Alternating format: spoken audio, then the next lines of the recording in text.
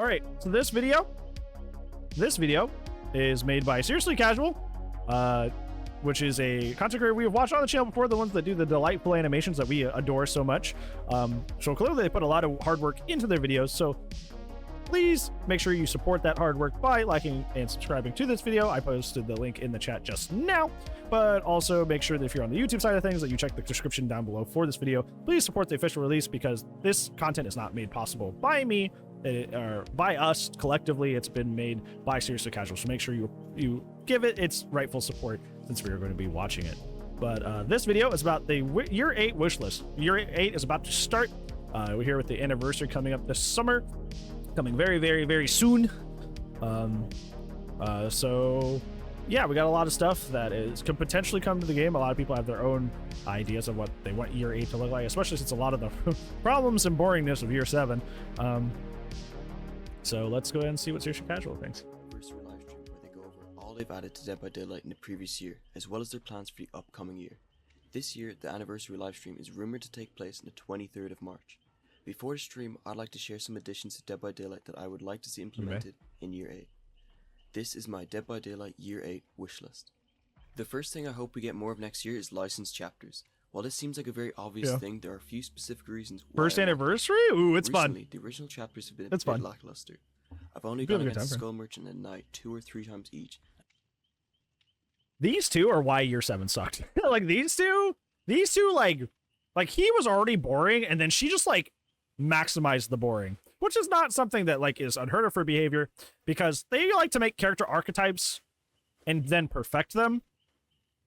Like how Sadako is kind of like a prelude to Dredge, right? They kind of have vaguely similar powers, and Dredge is like the more perfected version of her kit.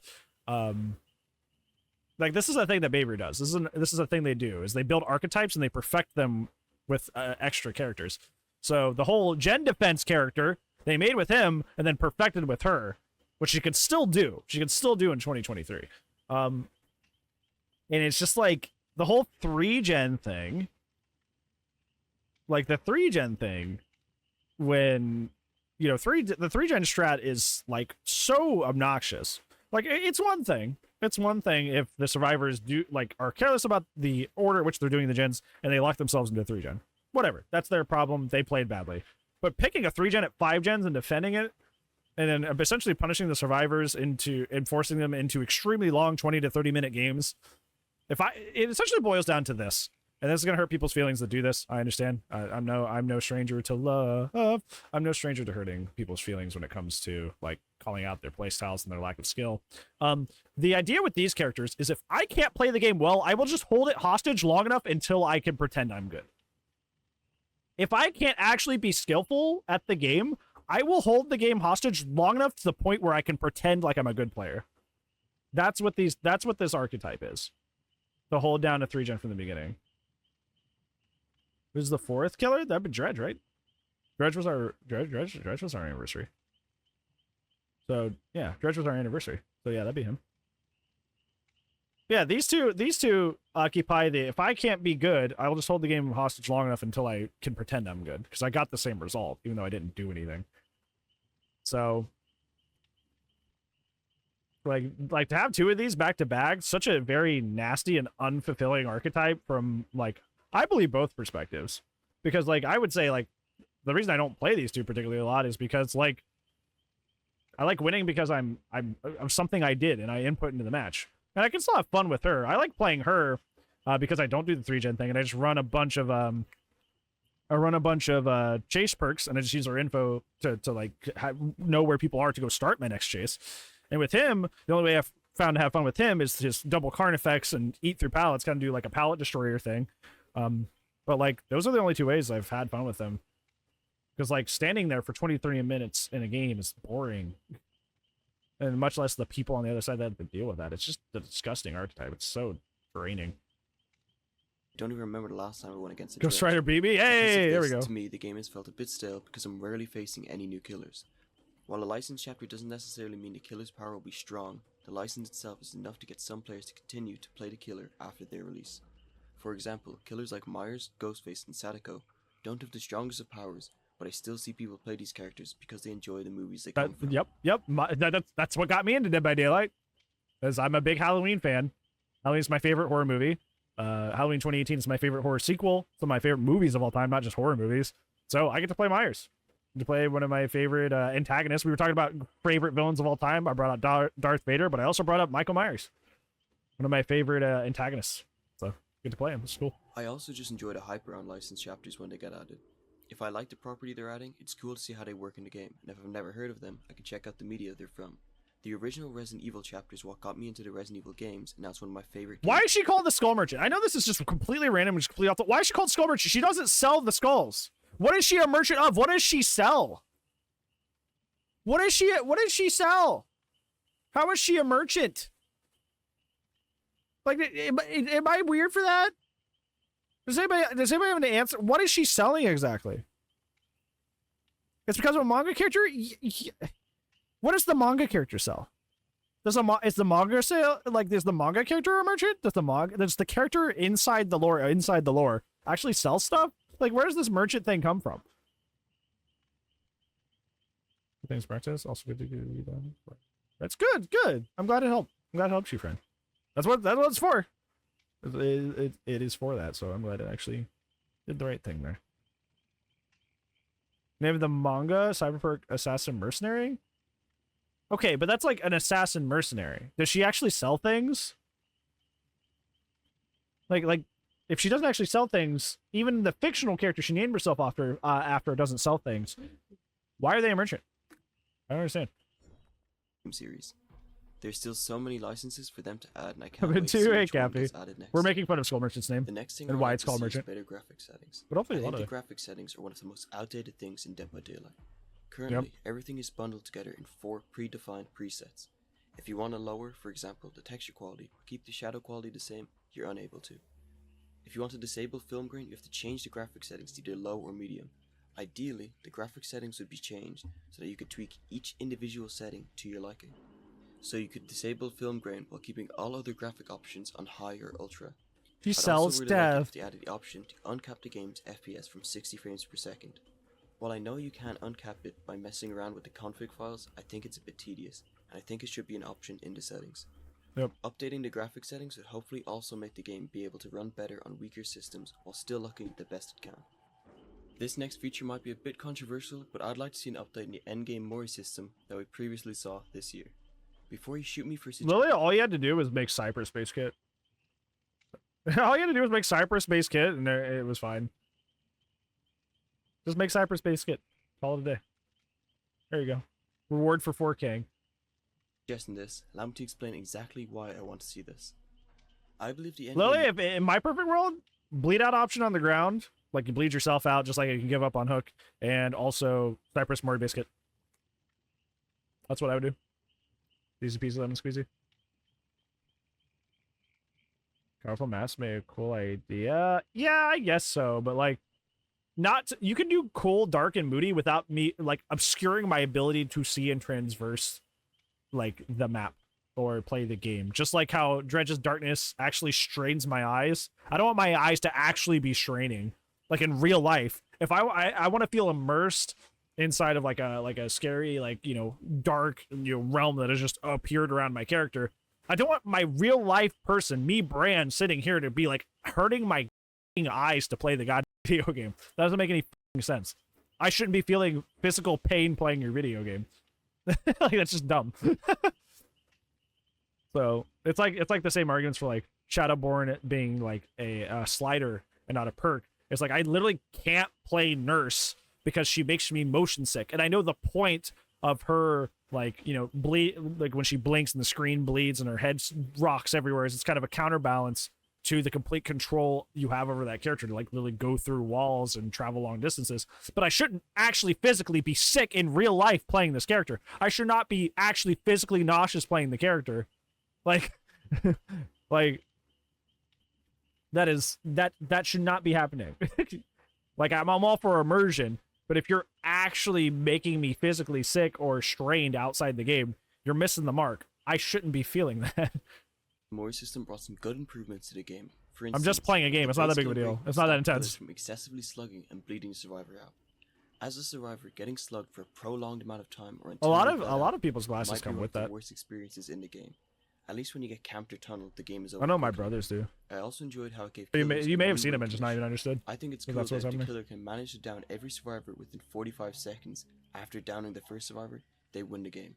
It gives the killer a risky choice. After downing a survivor, they can secure the hook, or they can leave them and try to down the remaining survivors. No, because If they this was the problem with it in the first place, was that like that's fine for like Ghostface, but the problem is like Blight and Nurse can do it pretty easily. So there's that was the problem. It made really strong killers even stronger, while making weak killers like do this like juggling dance and waste a lot of time.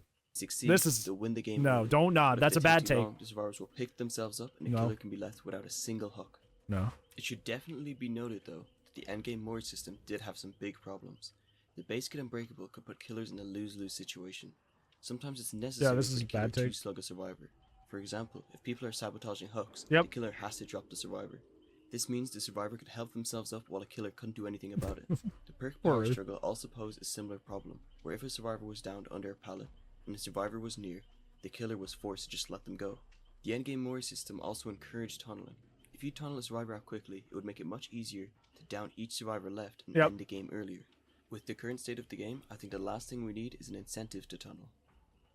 With all that being said, if behavior could tweak the endgame Mori system to address these faults, then I think it would be a cool and good feature for the game. No, like lately, like I said, maybe a bleed out feature on the ground, so you can give up on the ground if you're being slugged for too long. And then the flip side, yeah, and then on the flip side, with killer, just make whatchamacallit, make Cypress Smarty Biscuit. Easy peasy. For the previously mentioned reasons, I think the endgame Mori system would breathe a bit of new life into the game. The last big gameplay feature that was added to the game was the endgame collapse, Yeah, and that was made a added video about 4 this. years ago. I think Dead by Daylight is due a new big gameplay feature, and I hope we see one this year. Whether I that see be- this argument a lot, especially when it comes to DBD. But this is an argument I see in games a lot. Is we want to change? Things have been stale for a while, so we should change the game. And you're so desperate to have a change period that you're not really analyzing if the change is actually good. Like it still has to be good. It's like car crash writing. You guys ever seen that in like soap operas or comic books? Car crash writing is like, let's just like randomly kill off a character just for the shock value, right? Because people are gonna buy the comic book because they're like, oh my god, so and so died, or did you hear so and so died on this soap? You know, people will tune in just because for the shock value of, oh my god, this character just went kerplooey, like they're gone. But like, if it's a bad decision to kill off that character, you notice that like the rest of like the sales after that initial comic book suck. Like the rest of the series does poorly, or the rest of the show, if it was a soap opera, does poorly because yeah, you just kind of threw that in there just to mix things up. And once the intrigue had died down of just randomly doing that, people are like, wait, this doesn't really have a lot of substance to it. This didn't really enrich the show. It didn't really enrich this comic book series. It didn't enrich anything. It just kind of like tossed everything up. And once the dust settled, we're like, this sucks more. Why did you just randomly kill off that character? It's like car crash writing. Like, you still have to make sure what you put in is good. Just because things are stale doesn't mean you just, like, you know, crash a car into it and go, hey, well, that was pretty exciting and crazy, right? You're like, no, it's still gotta be good. Still gotta be good. Yeah, the Billy thing, too. Yeah, you're right. the endgame Mori system or something else. The next thing I would like to see this upcoming year is more licensed cosmetic collabs. Last year we got our first cosmetic collaboration with Attack on Titan. This looks cool. To this I don't day, even I like still think Attack on those Titan. skins are I some of haven't the watched best in it, the game. and I thought it was neat. Cosmetic collabs are a cool way to get licenses in the game that wouldn't make sense as a standalone chapter. For example, they could add Ghostbuster suits for some of the original survivors. That'd be neat. With cosmetic collabs, the licenses also don't have to be strictly horror. Your favorite show or movie could get a collab despite not being horror.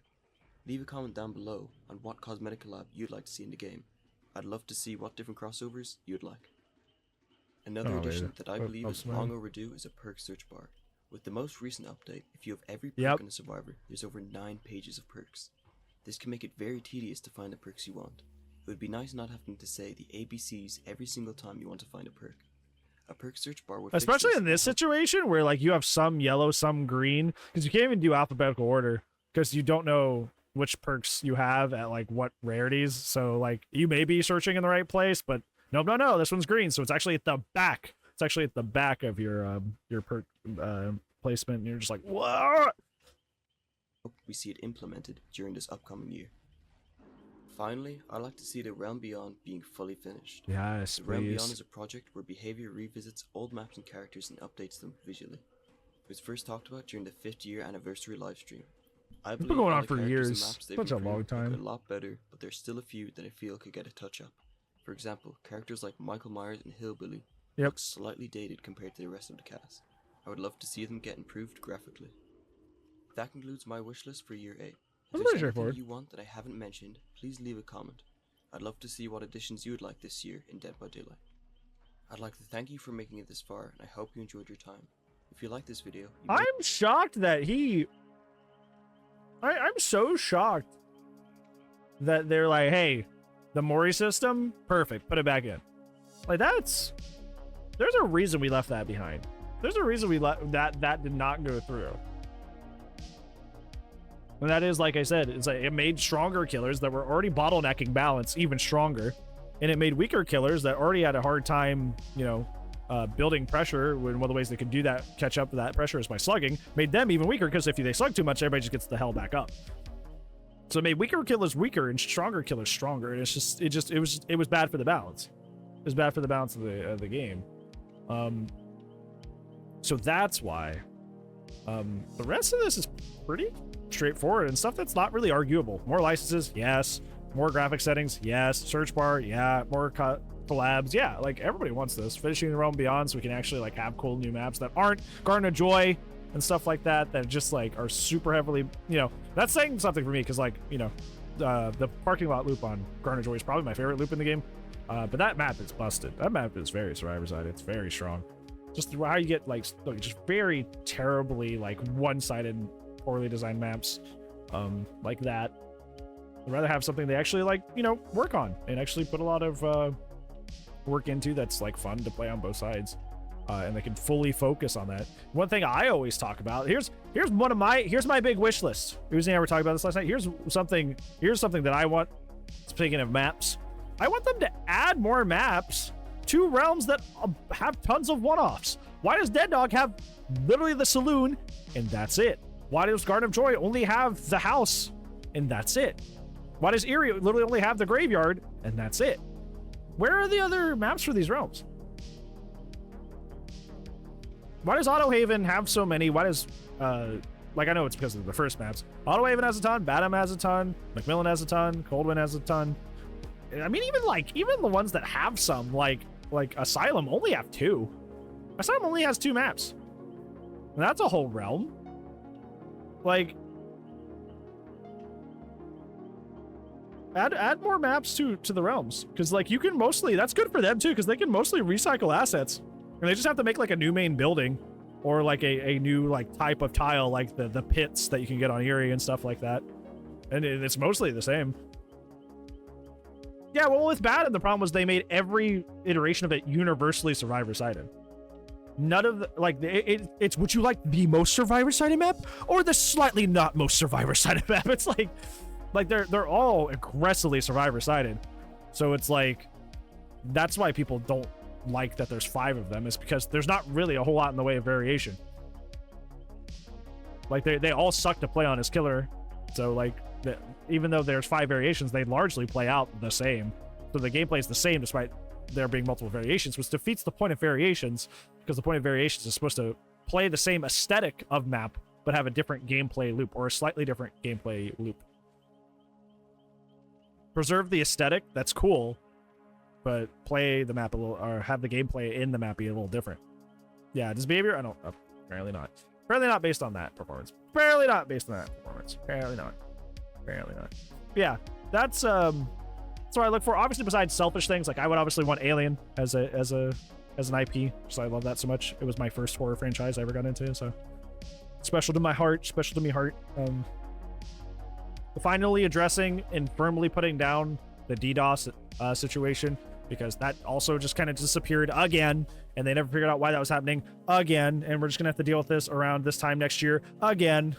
until they fix it. So please finally fix the DDoS thing so we can stop worrying about it. Those are like my big three.